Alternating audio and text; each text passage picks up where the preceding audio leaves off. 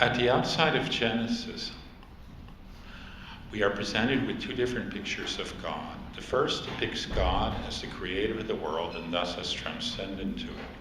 This implies that we cannot understand God's creative action in worldly terms. It implies, in fact, that God himself escapes human comprehension. This, however, is what the second depiction of God by Genesis seems to deny. In a striking passage, it quotes God as saying, "Let us make man in our image, after our likeness." So God created man in his own image. In the image of God, he created him. Unquote. Here the implication is that to understand God, we need to understand man. The way to such comprehension is to see God's actions as analogous to our own. If the first picture of God emphasizes his transcendence, the second depicts him as immanent. It links the understanding of God to our self-understanding. How can such radically different descriptions be combined? As Hume points out, if we say that God is incomprehensible, I quote, we retain no conception of the great object of our adoration. We can't say what we believe in. Yet if we try to understand by embracing human analogy, we slip very easily into an absurd anthropomorphism. God gets angry, etc., forgets, repents himself. The dilemma Hume poses is felt by all who assert the transcendence of the divine. A traditional response has been to seek a solution in terms of our self-transcendence. It assumed that we must somehow transcend our embodiment to experience the divine. This appears to be the goal of the ascetic practices that characterize a number of religions. If we accept this, we can also assert that our being the image and likeness of God does not refer to our bodies, but only to our souls. In spite of its appeal, the idea that we must somehow transcend the body to experience the divine suffers from an overwhelming difficulty. As philosophers from Aristotle to Aquinas have pointed out, embodiment is essential to experience. There is no apprehension, sensual or conceptual, without the body. If we accept this, we face the problem of how our embodiment affects our experience of the divine. How can such experience avoid the absurdities of anthropomorphism? Can it reach the radically transcendent?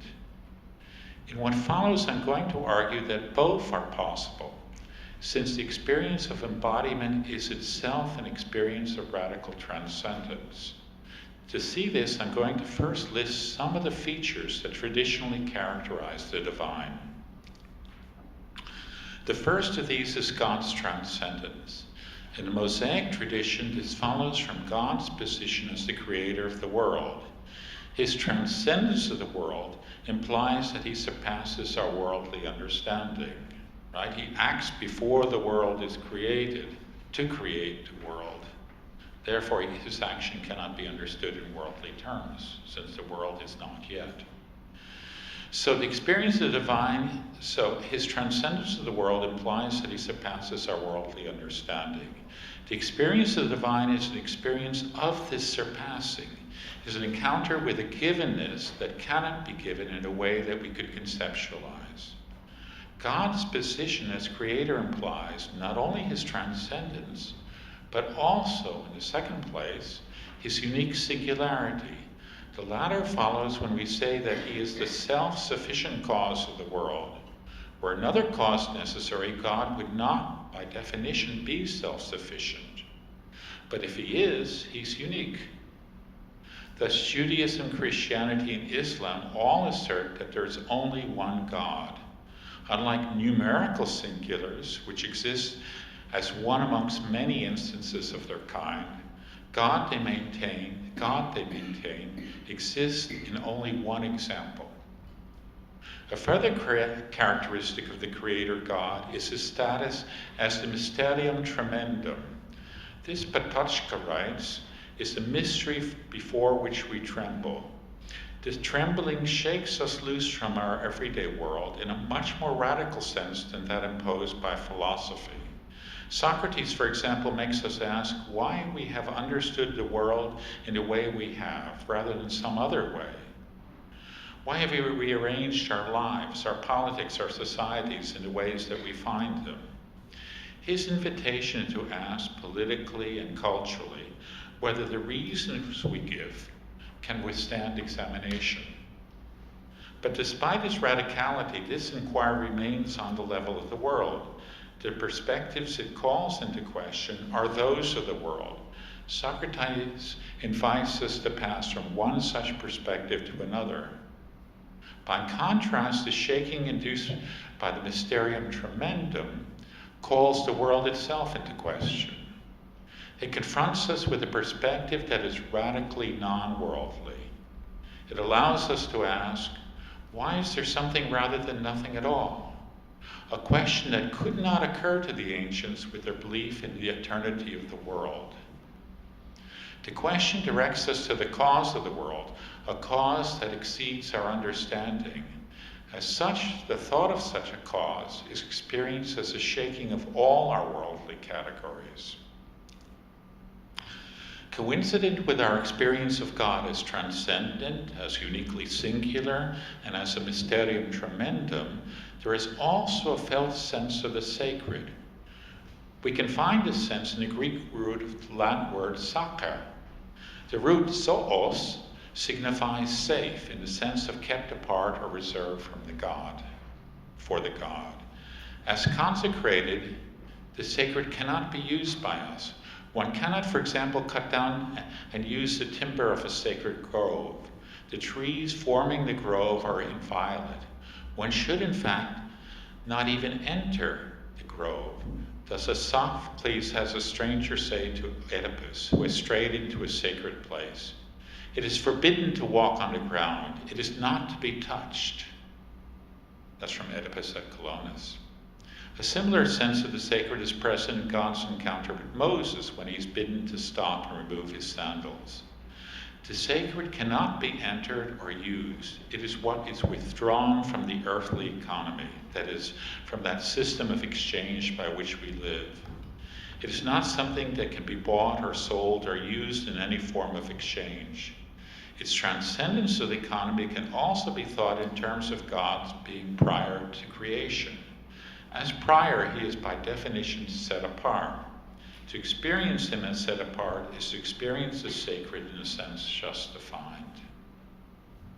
If our experience of God were simply of his transcendence, we would, in Hume's words, be left only, and I quote, with the absolute incomprehensibility of the deity, unquote. We could not say what we believed in. The Bible, however, also emphasizes the carnal intimacy of God in relation to his people. Isaiah, for example, writes, and I quote, "As the bridegroom rejoices over the bride, so your God will rejoice over you," unquote. Hosea, another prophet, has God say, "I will betroth you to me forever." The Apostle Paul picks up this carnal relation, though without the erotic implications, in speaking of Christians as forming the body of Christ. He writes, and I quote, "Just as the body, though one, has many parts, but all its many parts form one body, so it is with Christ. For we were all baptized in one Spirit so as to form one body," unquote. This emphasis on the body is also present in the Apostles' Creed, which includes the affirmation, "I believe in the resurrection of the body, sarkos athanatas." In such examples, the intimacy of our relation to the divine is understood in terms of the relation of flesh itself, the very flesh, sarx, which is resurrected to eternal life. Given its emphasis on transcendence, why does the biblical tradition choose the body to describe our relation to the divine? Is not carnal experience imposed to the encounter to the transcendent? The encounter with the transcendent? To answer these questions, we have to turn to the concrete experience of our flesh. It's actually, if you literally translate the Apostles' Creed, "I believe in a resurrection of flesh," sarx is flesh. Flesh in such experience exhibits itself as remarkably similar to the transcendent God of creation. Such a God, as we have seen, is unique. It is known in only one example. The same uniqueness holds for our flesh. It appears in the fact that our flesh is at the basis of our being ourselves rather than someone else. As embodied, no one can eat for you, sleep for you, or perform any of your bodily functions for you. The organic privacy of such functions shows that each of us experiences our embodiment in only one example. This very uniqueness causes our embodiment to show another characteristic of the divine. It makes it transcend our conceptualization. Thus, the flesh we directly experience is not like the apples in a store. Having many instances of this fruit, we can draw from them a number of common features and express them with common meanings. We have, however, only one example of the flesh that incarnates us. Because of this, it cannot be defined in Aristotle's sense. It cannot be specified in terms of genus and species. We can only directly sense it. That's from the metaphysics. It is, in fact, inexpressible in the common meanings of our language, which by definition apply to more than one object. This inexpressibility makes flesh transcend our conceptual categories. We can experience it, yet we cannot grasp it. We experience it as a givenness that cannot be given in a way that we could conceptualize. This parallels our experience of the transcendent God, which is also an experience of the surpassing of our categories. At the basis of both is an encounter with a radical uniqueness, be this that of the Creator God or the flesh that makes us what we are. In this encounter, flesh transcends the properties that it shares with the flesh of others. These being, for example, the common properties that make it an object of biological and medical science. The excess is flesh's uniqueness as our own existing selfhood, our own existing embodiment. Because of this uniqueness, our flesh shares with the divine the sense of being sacred, that is, the sense of being withdrawn from the earthly economy. Our economic relations consist in the exchange of goods and services. Services are the acts we can perform for one another. Such acts cannot include those that comprise our organic functioning. As I noted, another person cannot eat my meal for me. His being satisfied does not alleviate my hunger. The same holds for the death, the cessation of functioning that Heidegger remarked each of us must privately undergo. A similar withdrawal shows itself with regard to the exchange of goods. It is perhaps best illustrated in Shakespeare's The Merchant of Venice, with his account of Shylock's inability to collect on his debt of a pound of flesh. The exchange economy consists of substitutable items, with currency serving as a universal substitute. But flesh as such is inherently non-substitutable and hence incapable of serving as a currency. As Shakespeare's example illustrates, its experience is that of the interruption of every system of exchange. We experience this interruption as a withdrawal. The experience is one of the sacredness and moral inviolability of flesh. A similar resemblance holds with regard to our experience of God as a mysterium tremendum. Like God, flesh also exhibits a givenness that escapes our comprehension. It too directs us beyond the givenness of the world to that which is responsible for such givenness. Thus, flesh is basic to our making sense of the world. Through its senses and the motility it allows us, it provides the material for the syntheses that result in apprehension. The role of flesh in our apprehension of the world is, of course, a common phenomenological theme, right? Husserl treats of it extensively in the second volume of Ideen. Its essential point is that the givenness of the world is founded on flesh. That is, on the giving that flesh provides through its senses and actions. This implies that flesh's own beginning and end cannot be grasped in terms of the world. Since we lack the required experience, the experience of an occurring before we were born or after we die, we cannot constitute or know the sense of our own birth or death. We have no data.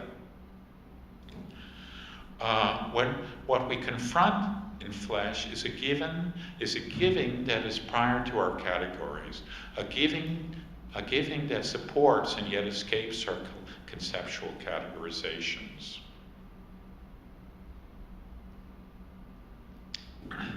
Such giving mirrors on an individual level the causality of God.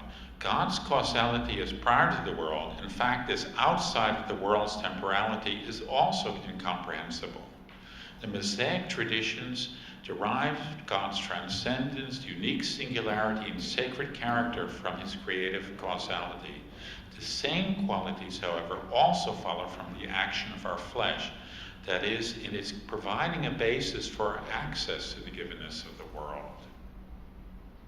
If we accept this, we cannot say that carnal experience is opposed to the encounter with the transcendent. Such experience exhibits both intimacy and transcendence. In fact, such transcendence is a function of the intimacy of embodiment. I experience this intimacy each time I touch myself. When, for example, I place my hand on my cheek. Doing so, I feel myself being touched. This feeling distinguishes my flesh from what is not itself. Thus, when I touch some inanimate object, such as this glass case, I do not feel its being touched. Only my body affords me the sense of self-touch. The intimacy of self-touch flows from flesh. Let me start over. The intimacy of self-touch flows from flesh as being both subject and object. For example, my hand, functioning as a subject, feels my cheek as a surface with various tactile sensations. For the hand, my cheek stands as object, but my cheek, in feeling itself being touched, also feels the hand. As a place of disclosure, it exhibits the hand's roughness or smoothness. Paul employs the intimacy of this relation in his description of the body of Christ. According to Paul, every member of this body is both subject and object. Being both, each acknowledges and shares in the other member's experiences. To see how such intimacy involves transcendence, we have to turn to Merleau-Ponty and his description of the inner alterity of flesh. He begins with the fact that when the right hand touches the left hand becomes an object. But the left hand can also function as a subject. It can feel the touching hand and regard it as an object. The alterity of flesh exhibits itself because when we apprehend our body as a sensible object, we lose it as a sentient subject, and vice versa. There is, in other words, never merging of the two. We can never directly apprehend both together so that one could be identified with the other. As Merleau-Ponty describes this failure, and I quote, "If my left hand is touching my right hand, and if I should suddenly wish to apprehend with my right hand the work of my left hand, as it touches, this reflection always miscarries. The moment I feel my left hand with my right hand, I correspondingly cease touching my right hand with my left hand." As he elsewhere writes, and I quote again, "What we face here is an ambiguous setup in which the two hands can alternate in the function of touching and being touched. There is a sort of dehiscence, a bursting open, that opens my body in two, splitting it between my body looked at and my body looking, my body touched and my body touching. This bursting open is an expression of the body's inner transcendence. It's inherent in the intimacy of its relation to itself. The transcendence that appears here is in fact the same as the transcendence that occupied Hume. It's an escape from conceptualization. This escapes in my inability to simultaneously grasp my body touched and my body touching. The apprehension of it as subject excludes its grasp as object, and vice versa, yet it is in fact both. This inability is not practical, but rather ontological. It follows from the fact that my flesh is the only sensing subject that I can directly experience. As such, my flesh has, like God, the status of being a unique singular. As touched or seen, however, my flesh becomes one of the many objects that I can encounter. It has the status of a numerical, as opposed to unique singular. In this guise, it offers itself to conceptualization. The flesh that stands as an object can, for example, be the subject of a science and be exhibited, for example, in medical textbooks. This exhibition, however, is one with the withdrawal of its unique singularity, right? As the only flesh I directly encounter. In this, it mirrors the withdrawal of God when we try to delimit him in terms drawn from the world. For example, when we make the sacred part of the earthly economy of exchange.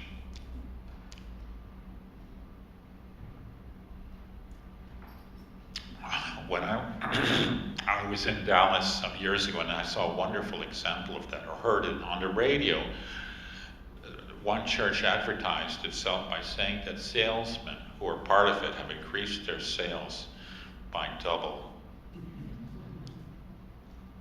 Anyway, let me conclude by returning to Hume's position. For Hume, God's transcendence is such that he becomes totally other and as such unknowable. Any attempt to regard God as immanent, that is, to describe him in terms of our experience, cannot overcome this transcendence. It can only lead to an anthropomorphism that at best is inappropriate and at worst absurd. Believers thus face the choice of speaking nonsense or admitting that they have no conception of the object of their faith.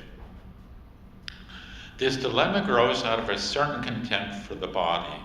Its argument does not consider the transcendence that is inherent in our embodiment, a transcendence that proceeds ontologically from numerical to unique singularity, from flesh as conceivable to flesh as surpassing all conception. Such transcendence is implicit in Christianity's vision of the divine. Its doctrine of the incarnation asserts the presence of the divine in the flesh of Jesus. This presence made the incarnate God subject to the vicissitudes of embodiment, for example, crucifixion, but it also made him capable of resurrection, a resurrection that is also promised to his followers. Belief in this promise is a matter of faith. As philosophers, we can only speak of the transcendence, the escape from economy, that makes our embodiment an example of the sacred. Embodiment appears here, if not the image, then at least as the ethical trace of the divine.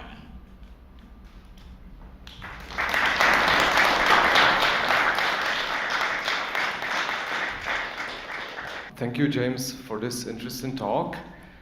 You mentioned the human incapability of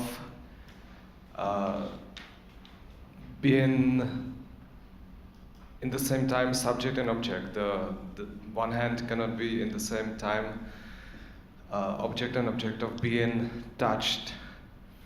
And my question is, isn't there a specific role of a memory of a body?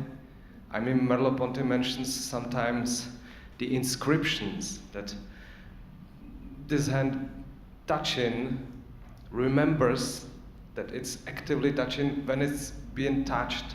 So there's some kind of memory of the body which is inscribed in what Merleau-Ponty calls flesh, actually. So I'm interested if this memory of the body cannot somehow influence your conception of God? Simply. I don't know. I don't know that passage. All this is taken from the invisible, and the invisible. Merleau-Ponty's point is simply that the notion of flesh involves an inherent alterity. You cannot grasp it as subject or object. There is a kind of split in it. And my only thought of this was simply as subject. It is a numerical singular, and as Aristotle said, you cannot define or conceptualize a singular. You can only directly apprehend it. It can be sensed but not known, to quote Aristotle in Metaphysics. And I was thinking about the experience of God, that in some sense it is sensed but not known. But this does not mean that somehow this transcendence of not being known shuts it off from the human sphere, because in fact that's our own experience of ourselves. That's why there are two ways of putting this. You have that sense of natality, of being born, as introducing the possibility of forgiveness in the world that Hannah Arendt talks about. So that every human being is a setting of the stage anew. That we do not have to take up the actions of our parents. We do not have to repeat them. Right?